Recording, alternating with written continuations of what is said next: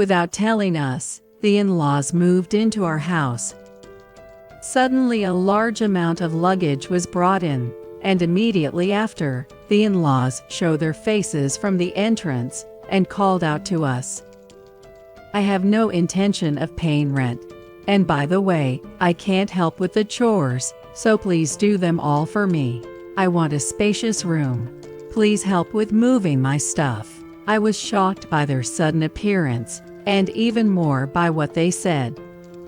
My father-in-law and brother-in-law invaded our house and demanded help with the move. Their absurd behavior made me laugh. Of course, that's fine, I replied with a smile, and immediately called my husband to inform him of the situation.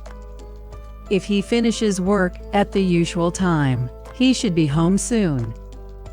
I was curious to see how he would react to this scene. The ones who mocked and ridiculed me were the in-laws. While thinking about that, my husband returned home. As expected, my father-in-law and brother-in-law were scolded by him. But after that, I saw the documents he showed to the two of them and couldn't help but smirk. You can use this apartment however you like, he told them that, and as a result, I left this apartment. My name is Isla Moner. I am 34 years old and work from home. Considering my parents' situation, I chose a job that allowed me to work from home. Working from home makes it easy to do housework, and I can easily search for recipes when cooking. I met my husband, Henry Moner, during the time when that particular virus was spreading. I had no chances for new encounters in my environment, so we met on a dating app. Henry is 35 years old and works as a carpenter. He often travels for work, so our time together was much less compared to other couples. Still, Henry wanted to live with me, a gesture of kindness so I wouldn't feel lonely. I was quickly captivated by that sentiment and started thinking about marriage. Already past 30, I wanted to have a child soon, considering my age. However, due to menstrual irregularities from a young age, I struggled to get pregnant. Henry always supported me, saying, "It can't be helped," but I couldn't help but hope and expect every time. I had been told by an OB/GYN that the path to pregnancy would be challenging. I tearfully shared this with Henry, and just talking to him made me feel a bit better. I don't know how much I burdened Henry, but thinking of how he cares for me, I slowly came to terms with our situation. We decided to live happily together. Given the current situation where an unidentified infectious disease is spreading, we vowed to live joyfully together. But one day, we got a call from Henry's father, Mr. Eli Moner. He complained about us getting married without greeting them, and for the first time, I saw Henry get frustrated. I'm glad I was able to greet Ila's parents properly, but if Phila meets my father, I think you'd feel uncomfortable. Really? Is he that troublesome?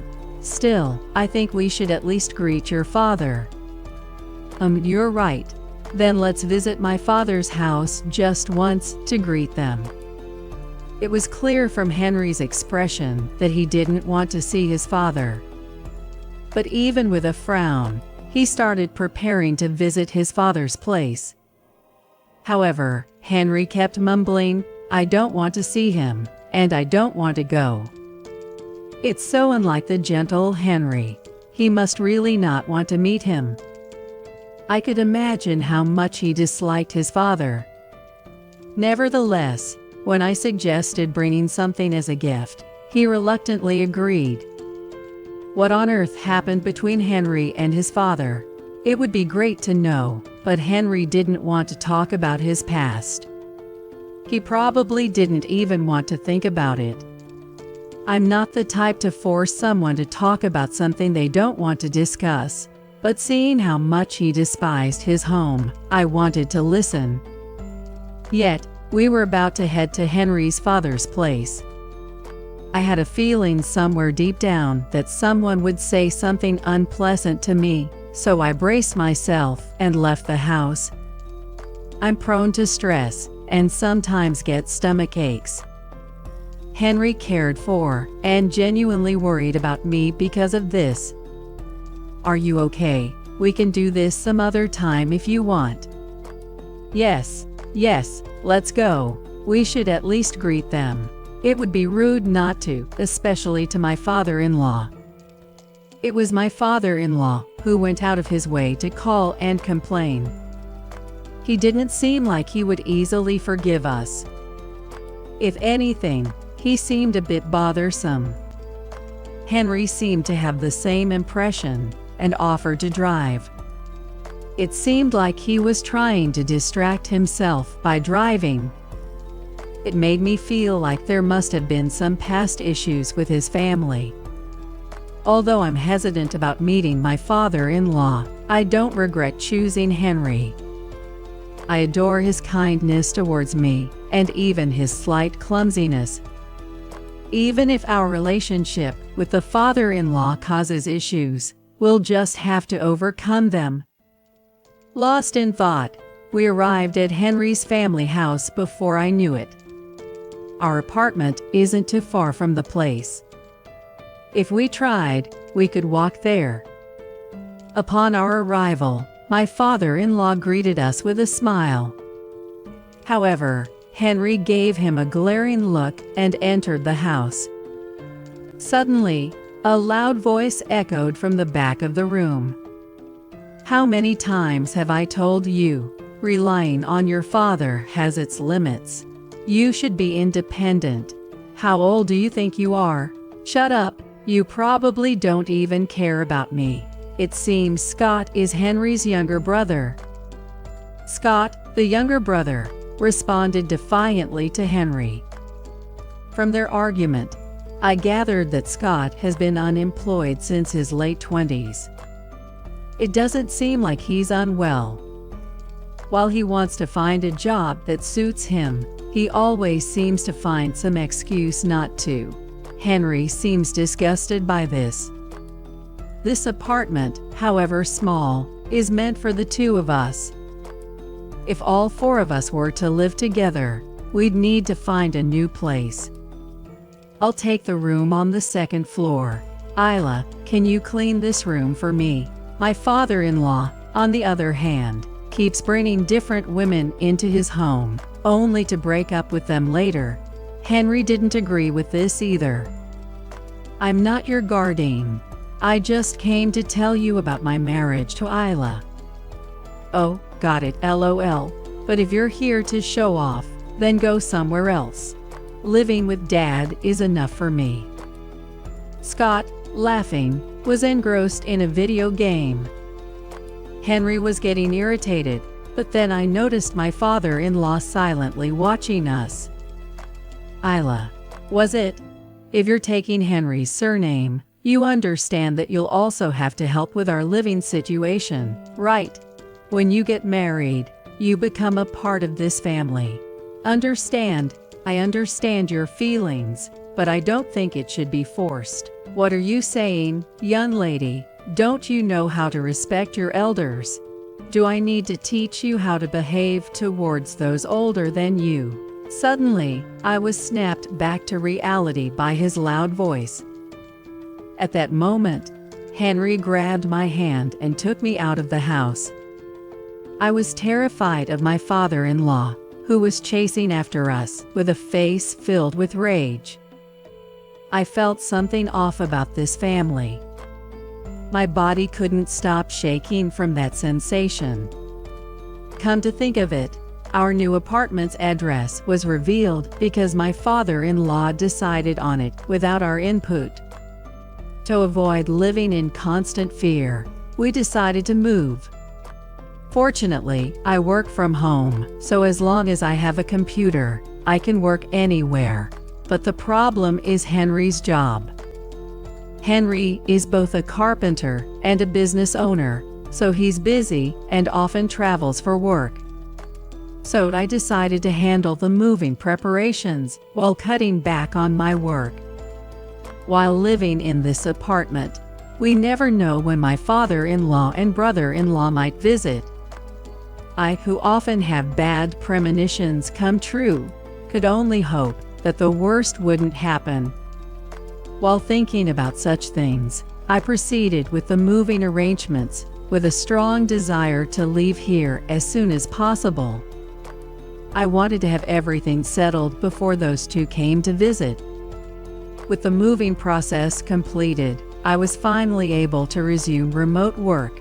Today, I had to contact the person in charge about a job from the owner I had been relying on for a while.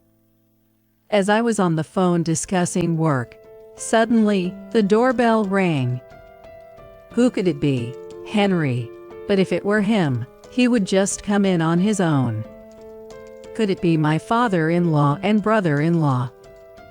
As I was contemplating this, I heard a familiar voice shouting from behind the front door. It's Eli. What should I do? Henry hasn't returned from work yet. I can't just ignore them, so I should at least try talking to them.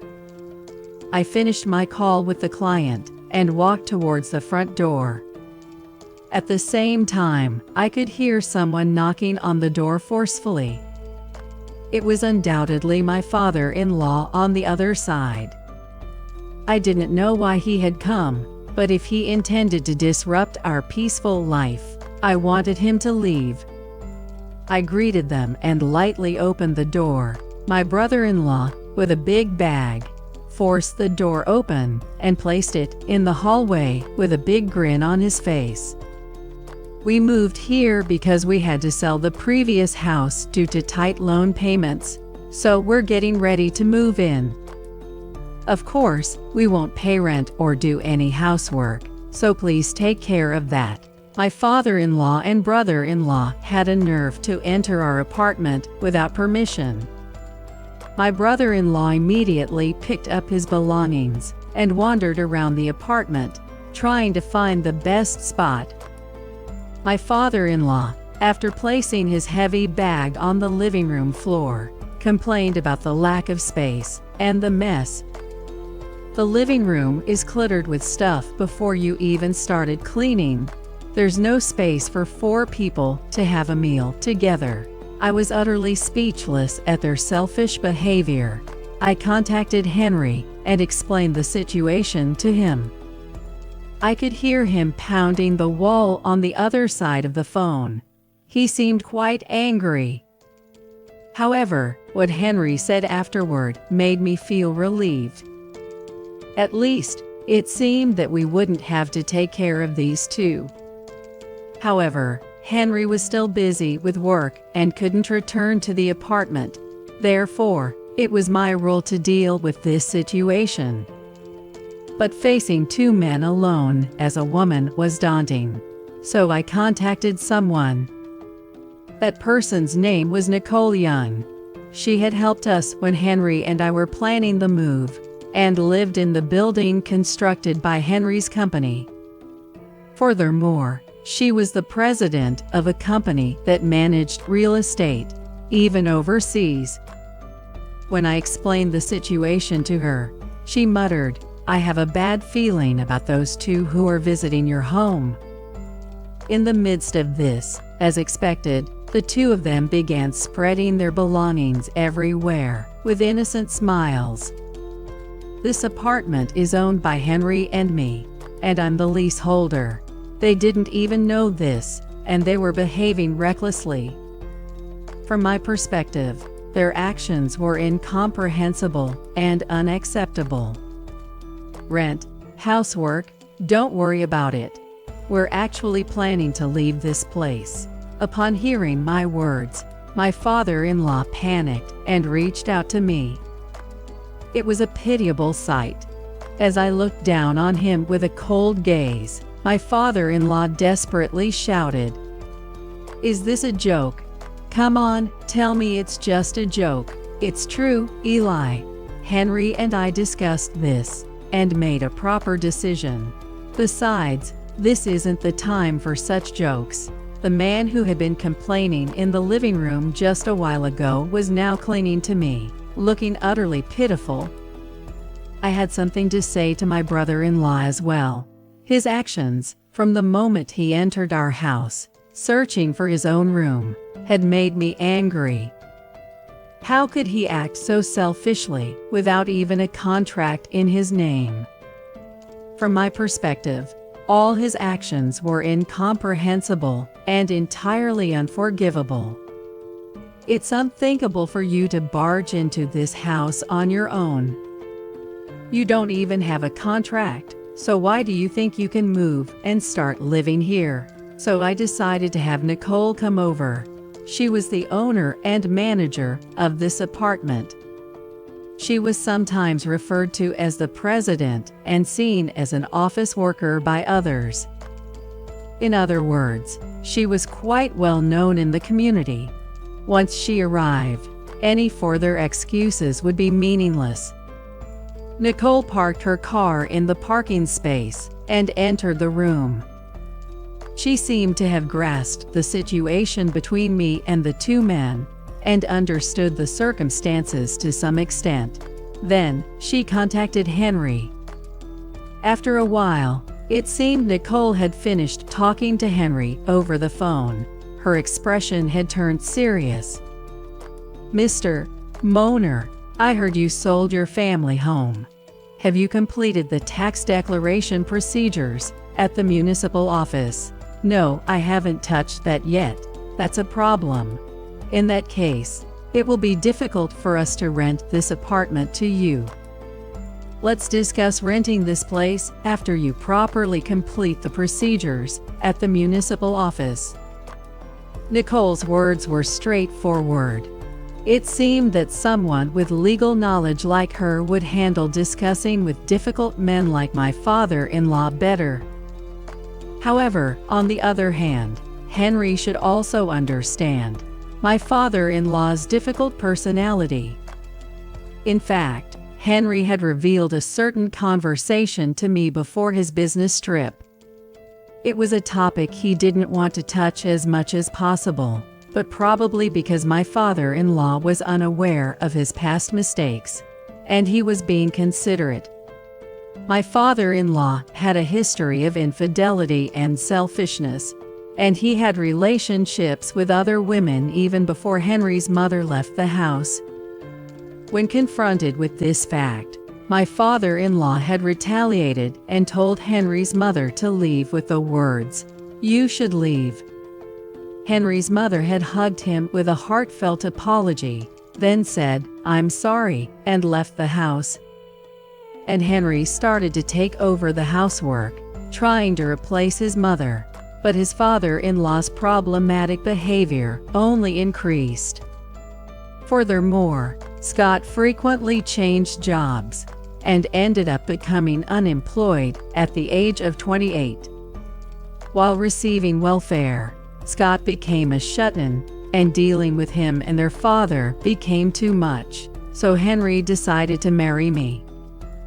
They seemed to be paying for utilities, but it appeared that they handled other expenses like insurance premiums haphazardly. And it seemed like Henry noticed that continuing to repay the house loan was doubtful. Unable to bear this situation, Henry chose a life with me as a couple. It seemed like Nicole and the father-in-law were constantly arguing. Then, a message from Henry came in. I decided to intervene and convey the message between Nicole and the father-in-law. "Excuse me, Eli, I hate to interrupt your conversation, but Henry and I have decided to leave this apartment tomorrow." "Wait a minute. What are you talking about? I haven't heard anything from Henry. Shouldn't a real father be informed when moving out?" "Henry doesn't want to talk to you. He thinks it's better to distance himself from a self-centered father who's a habitual cheater, and from his brother Scott." Then I showed the father-in-law the message from Henry. In our exchanged messages, there were words from Henry expressing his dissatisfaction with his father. I just listened and accepted it, but based on what I heard from Henry, my image of the father-in-law is not positive. When we visited the father-in-law's home and greeted them, and even their behavior today, it's clear they lack common sense. And it seems they don't realize their own unreasonable actions. From what I've seen, I can tell that these two aren't up to much. The father-in-law, who seemed puzzled, was supplemented by Nicole. Even if Philo were to leave, if you haven't filed a tax return for the home sale, even renting an apartment would be impossible. Even so, I have cash here. Wouldn't that work out? That's not the point. Just because you gave up your house doesn't mean it's over. If you neglect to file a tax return, you'll be penalized. Ultimately, the one who will lose out is you, Mr. Moner. Are you still okay with that? One would want to be accurate in procedures when continuously operating in the real estate business. Information about the sold house must be reported to the IRS sooner or later. I even doubt whether they've properly contacted the real estate agent. Given the nature of this father and son, it seems highly likely they didn't even bother to check properly. According to the documents provided by Nicole, it seems that tax payments are also required. I wonder if the two of them even understand the tax payment procedures. According to Nicole, the father-in-law showed her these documents about the apartment right away. But he doesn't seem to understand the content, and both the father-in-law and Scott keep asking questions about the documents. I wonder where to start explaining so they can understand. Although Henry and I haven't been living in this apartment for very long, we researched and understood how to proceed with the procedures ourselves. I think this is a matter of course, and most people can process smoothly. If you don't research everything, you won't know the pros and cons. I think it's natural to check. Still, I really can't understand them, who moved without checking anything. Do these two really not realize their lack of common sense? While thinking that, Nicole gave them a final reminder. Please don't assume you can move into this apartment right away. Once all the verifications are done, we will consult with you again. At that time, let's discuss the future. Understood. It seems Scott also accepted Nicole's words, as he sat quietly, without commenting. With advice from Nicole. To avoid getting wrapped up in unreasonable actions in the future, we decided to rent this apartment to the father-in-law and Scott, who have nowhere to live. Even so, we have to live in this apartment until tomorrow. Just in case, I decided to return to my parents' home. Even if it's just for one night, I have reservations about spending it with two men, and considering their irrational actions, it would be troublesome if something happened. If I caused any trouble myself, it would jeopardize the new life with Henry. So I entrusted everything to Nicole, the real estate professional, and decided to spend the day in peace at my parents' home. Since the father-in-law and Scott will be staying at the apartment, Henry and I decided to prepare for our new home. We decided to get information about the two of them from Nicole in the future. Later on, due to Nicole's consideration, the apartment was rented out for a few days to Eli Moner and Scott Moner. This was for various checks related to the sale of the house, including carrying out procedures and paying taxes. Upon further investigation into the in-laws' house, as expected, they hadn't completed the post-sale procedures. On top of that, they hadn't paid their taxes. and there were even suspicions that they embezzled the money they earned from the sale. Nicole, suspecting fraud, reported it to the police. Eli Moner and Scott, who were living in the apartment, were informed of this reality. Due to providing false information to the real estate company, they would definitely face penalties. Plus, considering the unpaid taxes, it was uncertain how much money they would have left. According to Nicole, the amount left might end up being negative. This is because the real estate company they used for the house appraisal was the only one with good word-of-mouth reviews. They found it bothersome to get appraisals from multiple companies and assumed the value wouldn't change even if they did. After selling a house, the transfer of ownership registration must be done. Simply put, it's a procedure to change the name from Eli Moner to the new owner. Normally, if there's a remaining loan on the house, it's customary to pay it from the selling price. However, as Henry had predicted, he had left the loan unpaid.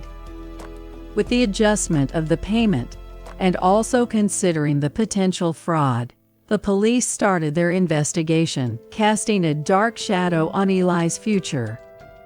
Despite all this, Eli kept insisting that he knew nothing. As for Scott, he couldn't return to his previous home, nor could he live in the apartment we rented. The only option left for him was to find a job that came with an employee housing. However, due to his long history of being a shut-in and his complete dependence on his father, this was challenging. In the end, my parents decided to take him in. However, the condition was that he would leave as soon as he found a job with an employee housing. Urged to leave soon but under the guidance of my parents, it seemed he would eventually find employment. All we hope for now is for Eli and Scott to lead sincere lives. It became evident how crucial it is to research and act by ourselves, no matter how trivial the matter. On the other hand, Henry and I found a new place to live abroad. Henry's work was recognized, and he received a job offer overseas. But there was one problem: neither of us spoke French, so we worked hard to learn French conversation. We were eager to converse in everyday situations as soon as possible. And more than anything, we were excited about our first overseas life. Since the job shifted overseas, Henry went ahead to search for a new home. Regular messages and calls from him eased my worries, making me feel fortunate. And today, I'm at the airport, ready to board a plane to France. Henry, who was concerned about me traveling alone, gave me a call. "Are you okay? I feel bad for all the trouble my father and brother caused you." "I'm fine, really. I can't help but look forward to living abroad with you. Really, that's a relief." Hearing Henry's relieved voice, I felt happiness. From now on, without those two getting in our way, we'll enjoy our life together.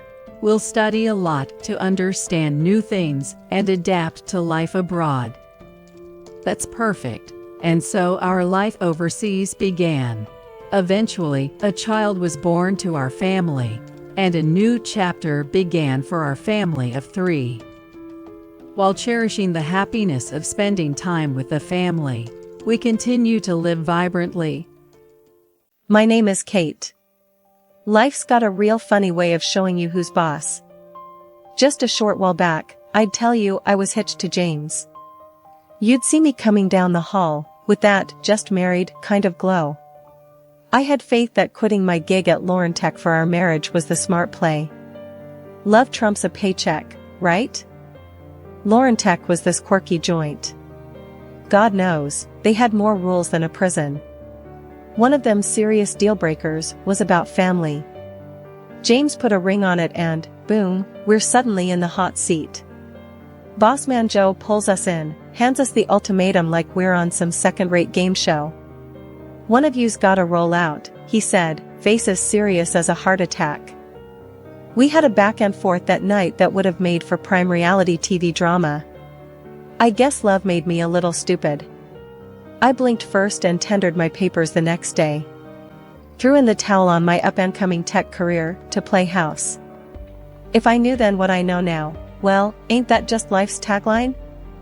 Flash to today, and here I am sweeping up cereal because Mr. Promotion on the horizon can't find it in his heart to aim for the bowl. Jim, your mother teach you that? I called out to the other room, my voice getting lost somewhere in the drywall. What's that? He shot back, voice all tight, like my question was a personal attack. Never mind, I muttered, letting it drop.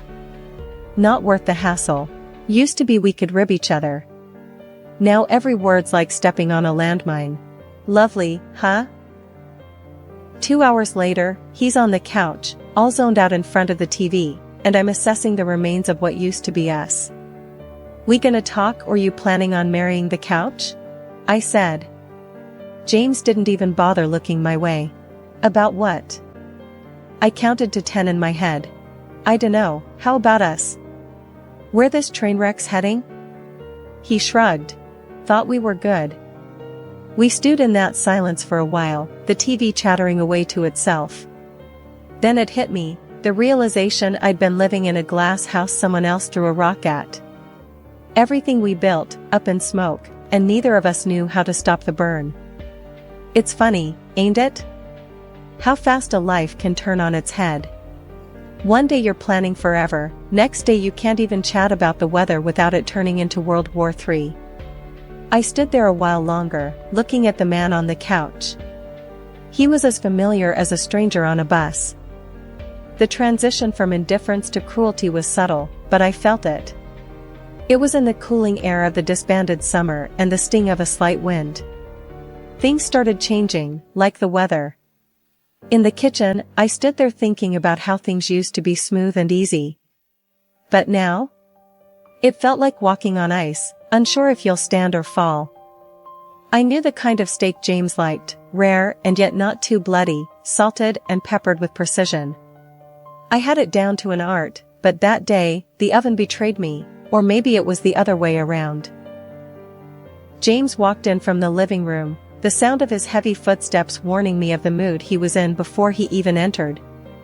A second later, there he was, filling the doorway, his eyes taking in the spread as if he was about to pounce on it and tear it apart with his hands rather than sit down to eat like a civilized person. What's this? He pointed at the plate. Your job too tough for you now? His voice was like gravel, rough and scraping. I knew to tread carefully. It's just a bit cooler than usual, James. The steak, I mean, it's not. Not what? He cut me off, glaring. I bit my lip, not saying what was on my mind, because voicing it out loud would only make it worse. Look, Kate, he said, his voice lowering, like that of a predator hiding in the shadows. When I say I want my steak hot, I mean I want to feel the animal's soul leaving the body when I cut into it. This, he tapped the steak with the back of the fork, and it sounded like a judge's gavel. This is dead twice over. He didn't yell, but his voice had a sharpness to it that made my skin crawl. It was almost clinical, detached yet loaded with a venom that was reserved just for me.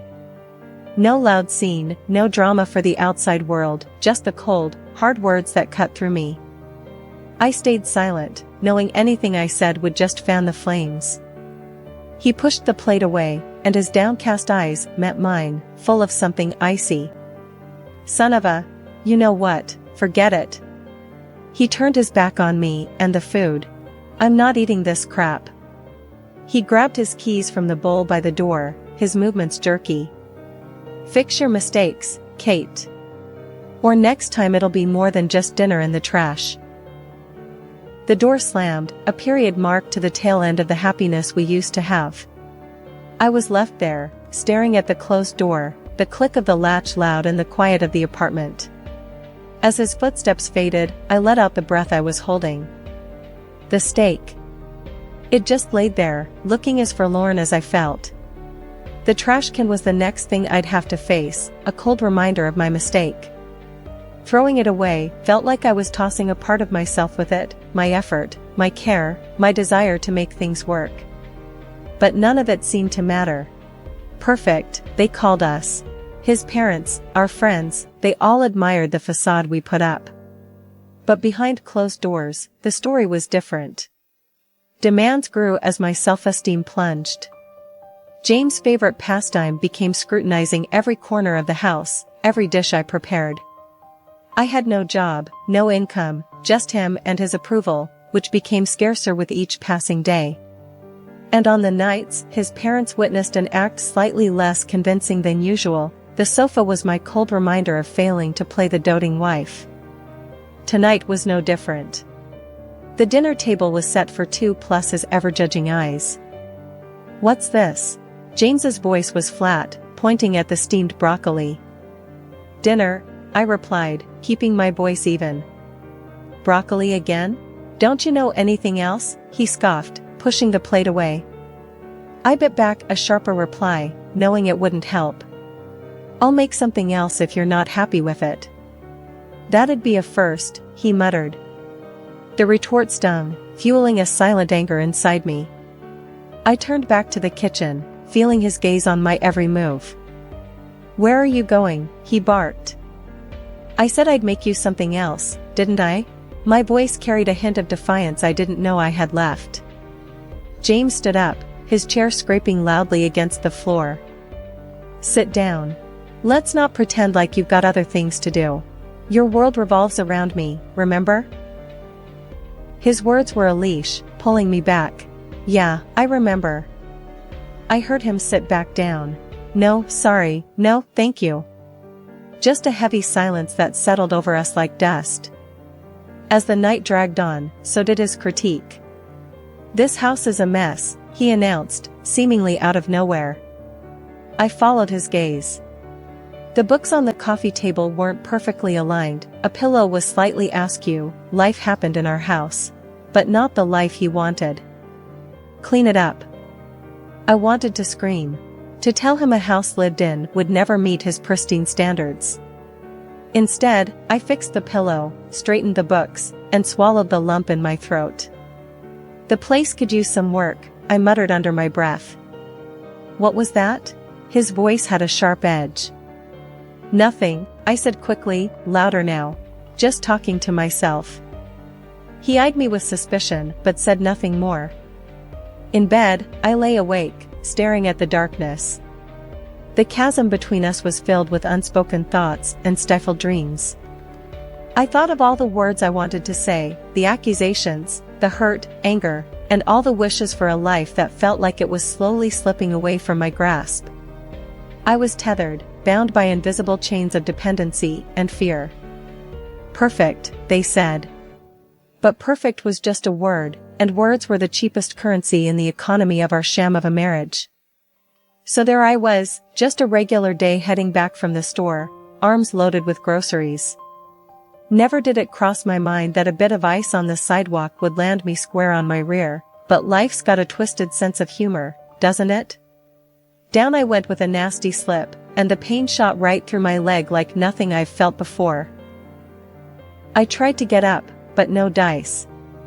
My leg was having none of it, throbbing like mad. That's when a couple of folks came rushing over. "You all right?" they asked. Must have seen the whole clumsy show. Trying to keep my cool, I just nodded. "I think I busted my leg." They didn't think twice and hailed down a cab to whisk me to the hospital. At the ER, it was a circus. Nurses took their sweet time before a doc finally got to me. He had just one look at my leg and his face said it all before his mouth did. "It's broken," he told me, matter of fact like he was talking about the weather. I grimaced, not at the news, but at the thought of facing James with this. While waiting for the docs to do their thing, I figured I should let my husband know, but the dude didn't pick up his phone. Sent him a text, "Broke my leg, at the hospital," short and sweet, but not even a peep back from him. Turns out, I was stuck there till morning, and the hospital was no hotel, that's for sure. All I got was cold coffee and a nurse who seemed like she'd rather be anywhere else. As soon as I could hobble, they shoved some papers at me to sign and sent me packing in a cab. Back home, the cast was as white as the snow outside and twice as annoying. James was waiting, his face like a thundercloud ready to burst. "No, how you doing?" or "What happened?" He just goes, "Where's dinner?" Really? I'm standing there on crutches, leg in a cast, and he's all mad about dinner? I snapped back. "What do you think? I went dancing. Look at my leg." But he's on a roll, acting like I did it on purpose. "You always have excuses," he sneered. "Can't even do the one thing you're supposed to." Can you believe that? After a night in the ER, all he cared about was his stupid dinner. The whole thing was too much. There I was, hurt and shaking, and he couldn't care less. The air was as cold as that patch of ice I'd slipped on, and I knew right then, this was more than just a broken leg. It was like the ice under us had cracked wide open. I hauled myself toward the kitchen table, crutch by crutch, as if every step was a mile. I was cooking dinner for my beloved husband. It's funny. The bin was near overflowing, and I'd missed it. It was a tiny slip-up, but with James, nothing was ever tiny. "What's this now?" James barked, catching the sight of the unemptied bin. "You're home all day, and you can't even manage the simplest tasks." He stormed over, all bluster and rage, and with one swift motion, toppled the bin, its contents sprawling like a small-scale disaster at my feet. "Clean it up," he thundered. My fingers shook as I reached down, but not from the physical pain of my injury. It was something deeper, a crack in something that had once been whole. That night was sleepless, the echoes of his voice, blending with the hot sting of tears. Morning came with no comfort, just the light revealing the mess of last night. I sat at the kitchen table, papers in front of me, the sound of coffee dripping in the background. James stumbled in, the stink of beer still on him from last night. "Morning," he growled, his voice like gravel. "What's for breakfast?" I pushed the papers toward him. "I've got your breakfast right here." He squinted down at the divorce papers, unreadable for a moment. Then he looked up, a sly, mocking smile spreading across his face. "You serious?" "As a heart attack," I said. Though inside, my heart was racing, like it could bust out of my chest. He threw his head back and laughed, rough and loud. "You ain't got the guts." I clenched my jaw. My voice came out low and steadfast. "Already did it. Just need your sign off." He leaned down, face inches from mine. "You think you can survive without me? You're a broken bird, can't even take out the trash." "I'm done talking, James," I said, meeting his stare. "Sign the papers, or I'll have the law make you sign." He scoffed, grabbed the pen with a squeezed grip, and scrawled his name, each stroke heavy and deliberate. He threw the pen down like it was on fire. "Good luck, darling," he sneered. "You'll be crawling back, before the month's up." But I wouldn't. I couldn't. This was my line in the sand, the overflowing bin that couldn't take more trash, more lies. Despite everything, I smiled, because that paper felt like the first step on crutches toward a different life. "Crawling's not my style," I said quietly. When I opened my eyes the next morning, everything was too quiet. Too calm. It was weird waking up to silence when inside, I felt like everything was about to blow. That's when he told me. Over a cup of coffee, he said we had to get the property split locked down. And, oh boy, he already had a lawyer in mind. Some hotshot in the city, near Lauren Tech. "You coming with me?" he said, not asking. "We'll get this done today." I really didn't have much of a say with my leg all broken and useless, so I just nodded. He helped me into the car, propped up my cast, and off we went. Everything was fine, normal even, until it wasn't. We were zipping down the highway, the city in the distance, like a bunch of toy buildings. Then he pulled over, sudden-like. Said the wheel needed air. "I'll check it out," he mumbled. The next thing I know, he told me to get out of the car. "Just want to make sure we are safe." His tone was off, and not in a good way. But I got out, leaning on the car for support and feeling every bit as fragile as my plastered leg. He fiddled around by the tires for a minute, and then, without any kind of warning, hopped back in and hit the gas. I mean, he took off so fast I barely had time to shout.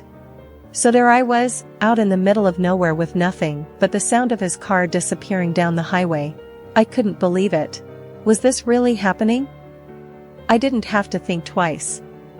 My phone was in my hand, and I was hitting record. When he picked up, he was all smug. I've never hated the sound of a voice more. "Come back," I yelled. "This isn't funny." But he just laughed. Actually laughed. Said something about me getting what I deserved for wanting a divorce. Can you believe that? The line went dead, and the weight of what just happened slammed into me like a brick wall. I stood there on the side of the road, watching the taillights of his car disappear into a blurred speck in the distance. I was alone, miles from anything that resembled civilization. The chill in my bones went deeper than the winter's touch. It was the harsh truth gnawing at me. I was truly on my own. Cars whizzed by, each one felt like a sting. None of them stopped. Why would they? It's not their drama, not their craziness to deal with. I was just some woman on crutches on the side of the road to them. The chill was setting in, biting through my jacket as the minutes dragged on. There wasn't a soul in sight until a gorgeous Jeep truck rattled to a halt beside me. Behind the wheel was the one I least expected to see here. My former boss, Joe. As the car's heater blasted warm air, I could feel my cheeks and hands start to regain some feeling. Joe glanced over at me, his brow heavy with concern. "You look like crap, Kate, you know that?" he said, gruff, but kindly. "Why the hell didn't you call someone?" I shrugged, feeling the weight of the situation press down on me. "Thought I could handle it," I muttered, my voice barely above a whisper. "He left you on the side of the road with a broken leg?" His voice rose, incredulous and angry. "That James is a damn coward." I nodded, hugging myself tighter as I remembered the icy wind and the pain. "Yeah, I guess he is." We reached Lauren Tech, and Joe practically carried me up to the 5th floor. The familiar sounds of the workplace surrounded me, a jarring yet comforting reminder of a life I once knew. Inside his office, Joe handed me a mug of coffee, which I clutched gratefully between my hands. The aroma was a heady promise of warmth. "Thanks, Joe," I said after taking a tentative sip. The coffee was strong, just the way I liked it, a sharp contrast to the bitter cold I had endured. He grunted, pacing back and forth like a caged animal. "Can't believe that bastard. After everything." "Let's not talk about him," I interjected, keen to avoid going down that road. We sat in silence for a moment, the only sound the ticking of the clock on the wall. It was a comfortable silence, born from years of working together and understanding the ebb and flow of each other's moods. Joe finally stopped pacing and turned to face me. "What are you going to do now, Kate?" His tone was serious, the playful edge gone. "I don't know," I admitted, feeling lost. "I really don't know." His gaze softened, and he took the seat across from me. "Look, I'm not gonna beat around the bush. We could use you back here. The team hasn't been the same since you left." A spark of something, hope, maybe, or just surprise, fluttered in my chest. "You serious?" "As a heart attack," he said dryly. "You were one of the best. Hell, you are the best. I should have fought harder to keep you." I smiled weakly, both warmed and overwhelmed by his offer. "Wouldn't be easy with my leg like this." "We'll manage. I'll wait until you're back on your feet, literally." He leaned forward, a determined glint in his eyes. "I'm not taking no for an answer." The toughness of his words, the undeniable command in his voice, it felt reassuring. Against the backdrop of uncertainty and pain, his offer was a beacon. "I'll think about it," I said, knowing full well I'd already made up my mind. I'll think about it, I repeated, allowing a smile to play on my lips. Joe grunted in response, a sound that conveyed understanding and a touch of impatience. Having a purpose, a place to be, and the support of someone who believed in me was more than I could have hoped for given the day's events. It was an unexpected turn, but maybe, just maybe, it was the kind I needed. The air was thick with tension when James headed for the boss's door. The clump of his boots was more hesitant today, like he sensed the storm brewing. He pushed the door, and it creaked open, announcing his arrival to what was once his throne room. There I was, leaning against the desk, arms folded, waiting. "James, come in, shut the door behind you," the boss said, his voice an even, ironed-out calm. James saw me and turned pale, but quickly pulled himself together. "What's this about?" he grumbled like a cornered animal, ready to bite. The boss gestured to the chair, but James didn't sit. Instead, he crossed his arms, a mirror image of my stance, but filled with defiance where mine held determination. "James," the boss started, fixing him with a look that could freeze hell over. "I always thought of you as a sharp man. But what you've done? That's the sharpest kind of stupid." James shot a glance at me, a mix of fear and anger in his eyes. "So, she's been yapping, has she? What lies has she been selling?" "No lies needed, mate," I said, my voice steady as a heartbeat. "Just played him the greatest hits of your ugly symphony. You've been recorded, clear as day." The boss reached into his desk, pulled out a recording device, and slid it across the table. "Care to listen for nostalgia?" James's face turned the color of concrete. "You can't do this. You can't fire me over." "Over what, James? Over you terrorizing your wife, my employee?" "Oh, I can. And I am." The boss cut in, his voice cold steel. James's eyes darted between the two of us, looking for some crack in the armor, some slip of weakness. But there wasn't one. "I'll take you to court," he spat out. "That's funny," I said with a cold laugh, "'cause that's exactly where we're going. Only difference is, I've got a bed of evidence, and you've got nothing but lies and empty threats." The boss stood up, the chair screeching against the floor like a war cry. "Get out of my office, and get out of our lives. You're finished here." And with that, James's fate was sealed. In the courtroom, the evidence weighed heavier than his words, heavier than his anger. The judge didn't hesitate, hitting the gavel like a nail in the coffin of our married life. "Sentence you to pay the compensation, and this court grants the separation," the judge announced, and it was like the first breath of spring air, chilly but promising blooms. Back at the job, I slid into the familiar groove of my work, but with a new shine on it. I wasn't just doing tasks, I was rebuilding. Every keystroke was a brick, every good morning mortar, every completed project a pillar in the house of my new life. "Kate," my colleague Mark said, breaking my concentration. "Must feel weird, huh? Getting everything back?" I swiveled in my chair, facing him. "Weird doesn't start to cover it, Mark. Feels like I've come back from the dead." Mark chuckled, his laughter rumbling like an old pickup truck. "Zombie Kate, back for revenge." I cracked a smile. "Something like that. Only this time I'm not taking any crap from anyone. No more Mrs. Nice Gal." "That's the spirit. You know, we all got your back here, no matter what." I nodded. The warmth in the office was more than the heating. It was the camaraderie, a shared fortress against any storm that might come.